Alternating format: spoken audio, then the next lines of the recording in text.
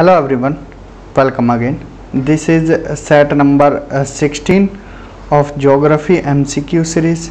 Geography MCQ series में हम geomorphology पढ़ रहे थे। जियोमॉर्फोलॉजी के अब तक हमने 15 सेट करा दिए हैं। आज हम सेट नंबर 16 कराएंगे। आज का हमारा टॉपिक है कॉन्सेप्ट्स ऑफ जियोमॉर्फिक साइकिल्स। तो यहाँ पर हम जो भी जियोमॉर्फिक साइकिल से रिलेटेड 20 क्वेश्चन हैं वो देखेंगे। हालांकि इस सेट में कंप्लीट नहीं हो पाएंगे, सेट 17 में भी हमारा यही टॉपिक रहेगा। इसलिए इत्मीनान से वीडियो को पूरा देखें, स्किप ना करें। एक एक क्वेश्चन आपके लिए वैल्यूएबल रहेगा, हेल्पफुल रहेगा। पहला क्वेश्चन है cyclic nature of earth history was first propounded by, यहाँ पर फर्स्ट टर्म लगा है, ठीक है। Cyclic nature of earth history की बात की जा रही है। WM डेविस, एल्ब्रेस्ट पैंक, मैरी मोरिसावा या सिंपली M मोरिसावा बोलते हैं, एंड जेम्स हटन। तो सबसे पहले किसके द्वारा ये प्रपाउंड किया गया था cyclic nature of earth history? तो इसका सिंपल आंसर है जेम्स हटन। जब हमने सेट 1 कराया था वहाँ बताया था जेम्स हटन को क्या है, ग्रैंड फादर बोला जाता है, ग्रैंड फादर ऑफ जियोमॉर्फोलॉजी। हालांकि फादर किसको बोला जाता है, WM डेविस को फादर ऑफ जियोमॉर्फोलॉजी, लेकिन ग्रैंड फादर किसको बोला जाता है, जेम्स हटन को। जेम्स हटन ही वो व्यक्ति थे जिन्होंने 1785 में cyclic nature of earth history propound किया था। जेम्स हटन की बात करें तो कहाँ के रहने वाले थे ये? स्कॉटिश जियोमॉर्फोलॉजिस्ट थे, ठीक है, स्कॉटलैंड के रहने वाले थे। इन्होंने क्या बोला, ये चीज़ें वैसे हम बता चुके हैं लेकिन एक बार और बता देते हैं इनके बारे में। देखिए लाइन लिखी जाती हैं, इनसे डायरेक्ट क्वेश्चन आते हैं। जैसे present is the key to past, ये बार बार पूछा जाता है, present is the key to past. ये स्टेटमेंट किसके द्वारा दी गई? डायरेक्ट क्वेश्चन PGT में पूछ लिए जाते हैं। या no vestiges of a beginning, no prospect of an end, ये सब किसके द्वारा? जेम्स हटन के द्वारा बोले गए। तो याद रखना है जेम्स हटन के बारे में। पहला क्वेश्चन का आंसर हो जाएगा ऑप्शन है D। सेकेंड क्वेश्चन है the concept of cyclic nature of earth history was later on transformed into the concept of। अभी हमने देखिए cyclic nature of earth history की बात की, जेम्स हटन की बात की। बाद में ये कॉन्सेप्ट जो cyclic nature of earth history है किस में ट्रांसफॉर्म हो गया था? कैटास्ट्रोफिज्म, यूनिफॉर्मिटेरियनिज्म या पैलियोमैग्नेटिज्म या नन? तो स्टार्टिंग में हमने बताया था 2 कॉन्सेप्ट कराए थे सेट 1 में। देखिए अगर सेट 1 नहीं देखा है तो आप पहले वो सेट देखिए, क्योंकि हम क्रम वाइज क्रोनोलॉजी से पूरी जियोमॉर्फोलॉजी करा रहे हैं। अगर आप बीच से जुड़ोगे कुछ समझ नहीं आएगा, ठीक है। कैटास्ट्रोफिज्म और यूनिफॉर्मिटेरियनिज्म, अब इनमें क्या बोला था? इसमें बोला था हमने कैटास्ट्रोफिज्म में कि कोई भी लैंडफॉर्म क्या है, सडनली बन जाएगी, ठीक है, सडन तेजी से। और यूनिफॉर्मिटेरियनिज्म में बोला था यहाँ पर क्या है, स्लो प्रोसेस रहेगा, स्लो प्रोसेस लैंडफॉर्म बनने का। तो यही जो कॉन्सेप्ट था जेम्स हटन का, बाद में ये ट्रांसफॉर्म हो गया किसमें? यूनिफॉर्मिटेरियनिज्म में। तो करेक्ट आंसर इसका ऑप्शन B होगा। पैलियोमैग्नेटिज्म ये एक अलग कॉन्सेप्ट है, ये हम अर्थ के इंटीरियर से रिलेटेड जब बात करते हैं वहाँ पर इसका डिस्कशन किया जाता है, ठीक है। क्वेश्चन नंबर 3 है origin of species through natural selection concept was given by. Direct question है ये। क्वेश्चन हमने जब जियोग्राफिकल थॉट में भी बताया था, जब हमने कॉन्सेप्ट पढ़ा था चार्ल्स डार्विन का, जब हम हम्बोल्ट, रिटर, रेडजेल ये सारे कॉन्सेप्ट करा रहे थे, वहाँ पर हमने चार्ल्स डार्विन के बारे में भी बताया था कि डार्विन ने किसके बारे में बात की थी? ओरिजिन ऑफ स्पीसीज की बात की थी। इन्होंने बोला था एक तरह से इन्होंने evolution evolution of species, evolution of species की बात की थी कि कैसे प्रजातियों का इवोल्यूशन होता है, या origin of species through natural selection. किसने बात की है? सीधा सिंपल आंसर है चार्ल्स डार्विन ने। ठीक है, याद रखना है। नेक्स्ट क्वेश्चन है geographical cycle of erosion in 1899 was presented by. Geographical cycle of erosion 1899 में किसके द्वारा प्रेजेंट किया गया था? सीधा सिंपल आंसर है WM डेविस। हालांकि WM डेविस ने इससे पहले 1889 में 1889 में एक कॉन्सेप्ट और दिया था। इन्होंने रिवर से रिलेटेड दिया था, रिवर लाइफ से रिलेटेड एक कॉन्सेप्ट और दिया था। उन्होंने जो complete cycle of river life है, complete cycle of river life, तो ये कॉन्सेप्ट हालांकि इन्होंने 10 साल पहले ही दे दिया था, लेकिन वो फेमस किससे हुए? ज्योग्राफिकल साइकिल ऑफ इरोजन से। तो इनका टाइम पीरियड याद रखना है, geographical cycle of erosion 1899, complete cycle of river life 1889। ठीक है, 1899 1889 दोनों याद रखने हैं। नेक्स्ट है question number 5, complete cycle of river life in 1889 was propounded by. अभी ये सीधा बताया है WM डेविस के द्वारा। सीधा आंसर है WM Davis, William Morris Davis. कहाँ के रहने वाले थे? अमेरिकन जियोमॉर्फोलॉजिस्ट थे। ये कुछ बेसिक बातें भी आपको याद रखनी है, जियोमॉर्फोलॉजिस्ट। ठीक है, यहाँ से क्वेश्चन पूछा जाता है कहाँ के निवासी थे। इस तरह के क्वेश्चन आजकल पूछे जा रहे हैं। नेक्स्ट क्वेश्चन है question number 6, Davis model of geographical cycle of erosion was based on. जो डेविस का मॉडल था जियोग्राफिकल साइकिल ऑफ इरोजन, तो किस पर बेस्ड था वो?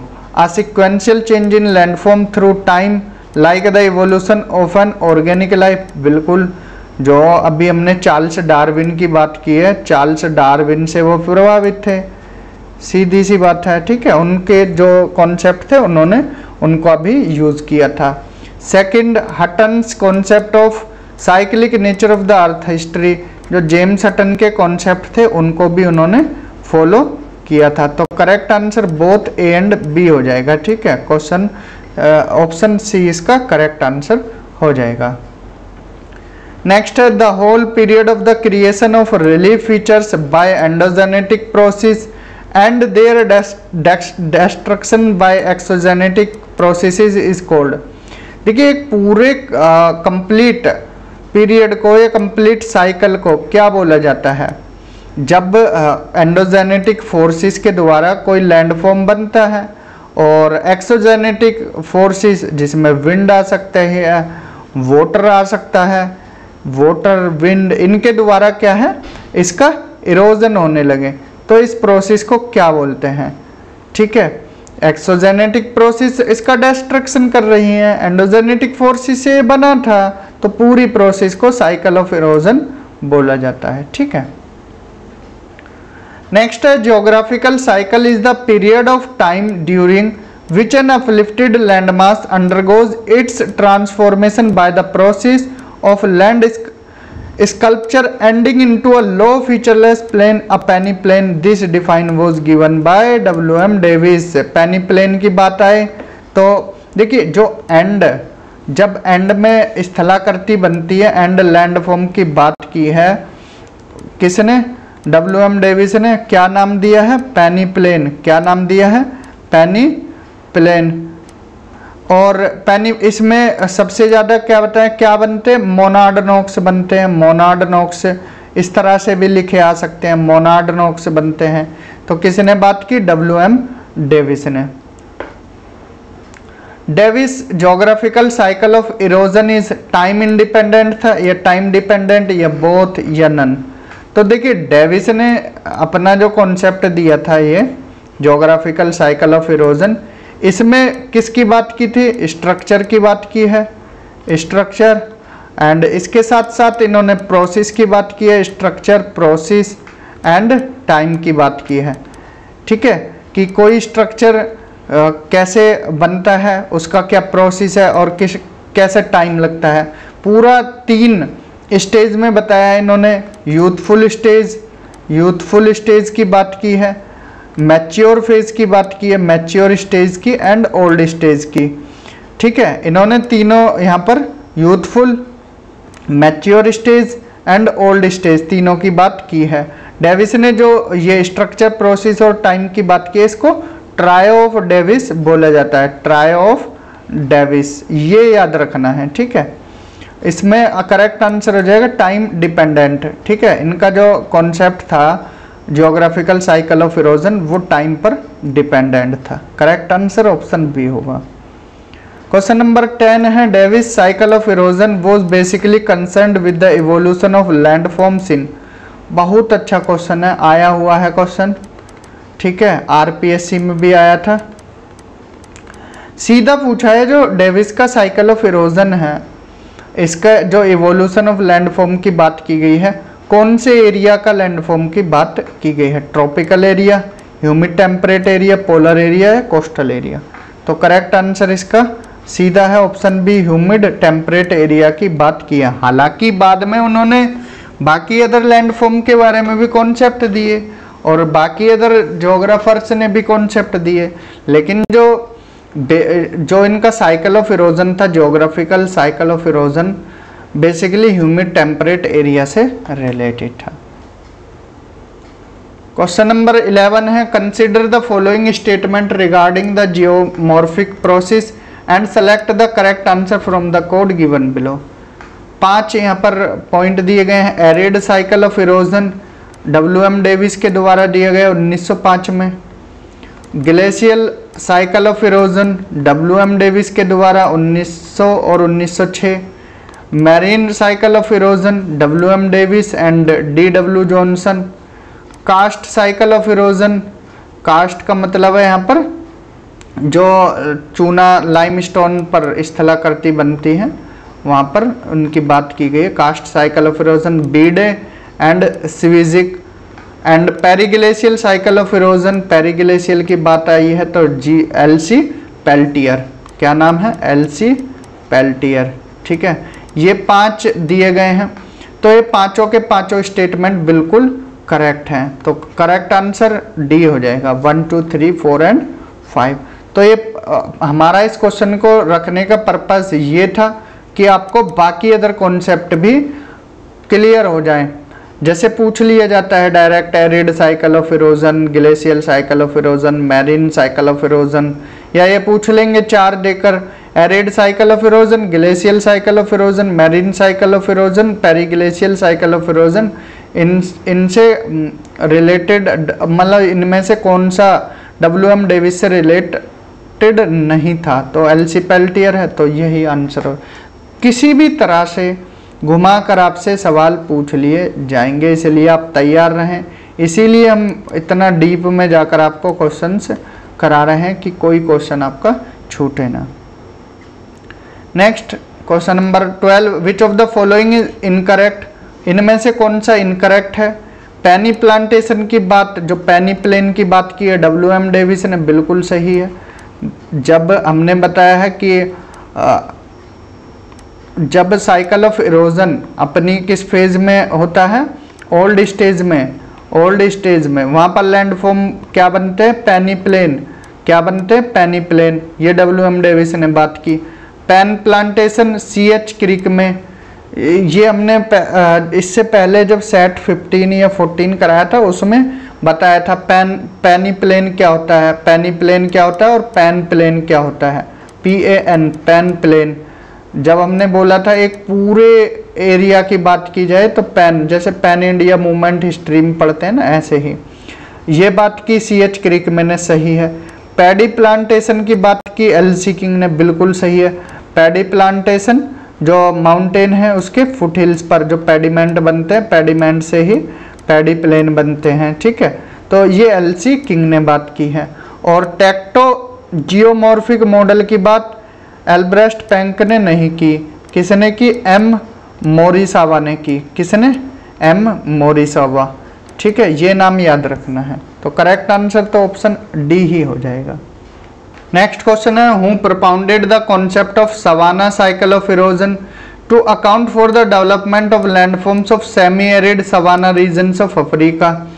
यहाँ अफ्रीका का जो सेमी एरिड रीजन है जिसको सवाना बोला जाता है, क्या बोला जाता है, सवाना रीजन बोला जाता है।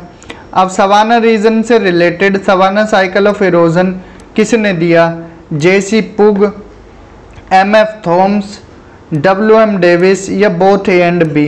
तो करेक्ट आंसर इसका क्या हो जाएगा, JC Pugh and MF Thomas. तो दोनों हैं, option A and B both हो जाएगा। ठीक है, इन्होंने सवाना रीजन की बात की है, सवाना साइकिल ऑफ इरोजन का कॉन्सेप्ट दिया है। नेक्स्ट है, who propounded the concept of dynamic equilibrium model of landform development. किसने डायनामिक इक्विलिब्रियम मॉडल propound किया, किससे रिलेटेड है, लैंडफॉर्म से, टाइम इंडिपेंडेंट लैंडफॉर्म। देखिए जब डब्ल्यू एम डेविस की जो थ्योरी है उसको क्रिटिसाइज किया गया किसके द्वारा, N Strahler, JT Hack, RG कोरी।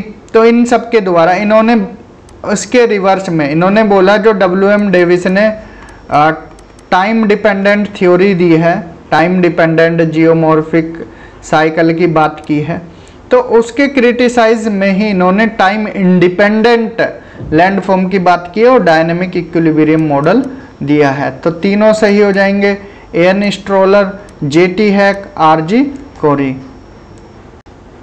नेक्स्ट है, टेक्टोनो जियोमॉर्फिक मॉडल किसके द्वारा दिया गया, सीधा आंसर है एम मोरिसोवा। नेक्स्ट है, एपिसोडिक इरोजन थ्योरी किसके द्वारा दी गई, तो एपिसोडिक इरोजन थ्योरी की बात एस.ए. सेसम, आर डब्ल्यू लिची दोनों के द्वारा की गई। तो बोथ बी एंड सी इसके करेक्ट आंसर हो जाएगा। नेक्स्ट है, स्टार्टिंग में ही हमने बताया था डब्ल्यूएम डेविस वोजेन, ए और एन मतलब कहाँ के रहने वाले थे, रशियन, अमेरिकन, फ्रेंच, जर्मन। तो अमेरिकन जियोमॉर्फोलॉजिस्ट थे, सीधा आंसर है। ये क्वेश्चन अच्छा है, which of the following option is incorrect related to WM Davis. इस पर मार्क कर लीजिए, इंपॉर्टेंट, यहाँ से आपको काफ़ी कॉन्सेप्ट समझ में आ जाएंगे। ठीक है, जो डब्ल्यूएम डेविस की थ्योरी है उससे रिलेटेड। पहला है, ही की मतलब डब्ल्यूएम डेविस की बात हो रही है। He postulated the cyclic concept of progressive development of erosional streams valley under the concept of complete cycle of river life, while through geographical cycle he described the sequential development of landform through time। अब देखिए इन्होंने अपने जो cyclic concept है W M Davis के, जो complete cycle of river life है उसमें उन्होंने development of erosional stream valley की बात की है, और जो जियोग्राफिकल साइकिल है उसमें sequential development of landform through time की बात की है। तो बिल्कुल सही है। सेकंड, डेविस के अनुसार 3 फैक्टर हैं उनका जो जियोमॉर्फिक साइकिल थ्योरी दी थी उन्होंने, structure, process and time play important role in the origin and development of landforms of a particular place, और इन तीनों फैक्टर्स को ट्राई ऑफ डेविस बोला जाता है। दोनों सही हैं, ये भी, ए बी और बी भी। According to Davis upliftment and erosion do not go hand in hand. Davis के अनुसार जो लैंडफॉर्म का अपलिफ्टमेंट हुआ वो और इरोजन एक साथ नहीं होते हैं, बल्कि उन्होंने बोला पहले अपलिफ्टमेंट होगा किसी लैंडफॉर्म का, उसके बाद फिर इरोजन स्टार्ट होगा। तो ये भी सही है।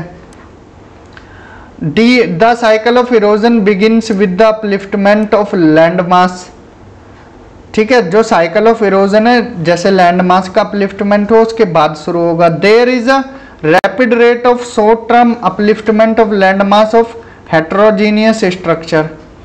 ठीक है, इसके बाद यहाँ पर क्या है, there is a rapid rate, जो ये लैंडफॉर्म बना तेजी से बना, और ये लैंडफॉर्म कैसा, हेट्रोजीनियस। तो ये गलत है, हेट्रोजीनियस नहीं होमोजीनियस लैंडफॉर्म की बात की है किसने, डब्ल्यूएम डेविस ने होमोजीनियस लैंडफॉर्म की बात की है। तो ये गलत हो जाएगा स्टेटमेंट, और यही करेक्ट आंसर है डी। क्वेश्चन नंबर 19 है, which of the following option is incorrect related to geographical cycle of Davis. यहाँ इनकरेक्ट पूछा है। यूथफुल स्टेज में rapid rate of valley deepening through vertical erosion. अब देखिए, जब आप यंग होते हो तो काम ज़्यादा करते हो, ठीक है, एक्टिव रहते हो। अब ऐसे ही रिवर जब अपनी यूथ स्टेज में होगी तो यहाँ पर वो क्या है, वर्टिकल इरोजन ज़्यादा करेगी यूथफुल स्टेज में, ठीक है। पहले माउंटेन से आ रही है, फिर कट करते हुए नीचे की तरफ आएगी, तो वर्टिकल इरोजन ज़्यादा देखने को मिलता है। द अर्ली मैच्योर स्टेज, अब मैच्योर स्टेज में आकर यहाँ पर क्या है, मार्क्ड लेटरल इरोजन, तो वर्टिकल कम हो जाता है मैच्योर में, और जो लेटरल इरोजन है वो ज़्यादा, लेटरल मतलब हॉरिजॉन्टल, ठीक है, हॉरिजॉन्टल या लेटरल इरोजन ज़्यादा होता है। And well integrated drainage pattern बनता है, बिल्कुल सही। याद रखना, यूथफुल में वर्टिकल हो रहा है और मैच्योर में हॉरिजॉन्टल। ओल्ड स्टेज में the entire landscape is transformed into peneplain. Old stage तक आते आते पेनी प्लेन में कन्वर्ट हो जाता है, बिल्कुल सही। एंड डी में Monod rocks formed in the youthful and mature stage, ये गलत है। मोनाड रॉक कब बनते हैं, ओल्ड स्टेज में। तो पेनी प्लेन की बात की है, वही क्या है, मोनाड रॉक स्ट्रक्चर का रूप लेते हैं, तो यहाँ पर ओल्ड स्टेज में है, ठीक है। आज का लास्ट क्वेश्चन है, the concept of base level वो डेवलप्ड बाय। देखिए, जो डब्ल्यू एम डेविस की थ्योरी थी, उन्होंने जिन को क्या है प्रीफर, मतलब उनको सपोर्ट किया था, तो उसमें बेस लेवल की भी बात की थी उन्होंने। अब बेस लेवल थ्योरी किसके द्वारा डेवलप की गई थी, GK. Gilbert, Dutton, JW. Powell या डब्ल्यू.एम. डेविस। तो करेक्ट आंसर इसका ऑप्शन सी होगा। जे.डब्ल्यू. पावेल ने किसकी बात की थी, उन्होंने बात की थी बेस लेवल की। तो करेक्ट आंसर क्या हो जाएगा इसमें, ऑप्शन सी हो जाएगा, ठीक है। और गिलबर्ट की जब बात आती है, किसकी, गिलबर्ट की, तो उन्होंने क्या कॉन्सेप्ट दिया था, ग्रेडेड स्ट्रीम का, ग्रेडेड स्ट्रीम्स, ठीक है। ये किससे रिलेटेड है, जी.के. गिलबर्ट से। बाकी इनसे रिलेटेड हमने क्वेश्चन कराए हैं, आप स्टार्टिंग में देख सकते हो सेट 1 एंड 2 में। बाकी और भी अभी आगे जैसे नेक्स्ट सेट आएगा उसमें और क्लियरिटी और क्वेश्चंस लेकर आएंगे, टैंक से रिलेटेड और बाकी अदर जो भी थ्योरीज हैं उनसे रिलेटेड, ठीक है। इस सेट में इतना ही। वीडियोस अच्छा लगे हैं तो ज़्यादा से ज़्यादा शेयर करना, चैनल को सब्सक्राइब कर देना। Thank you, have a good day.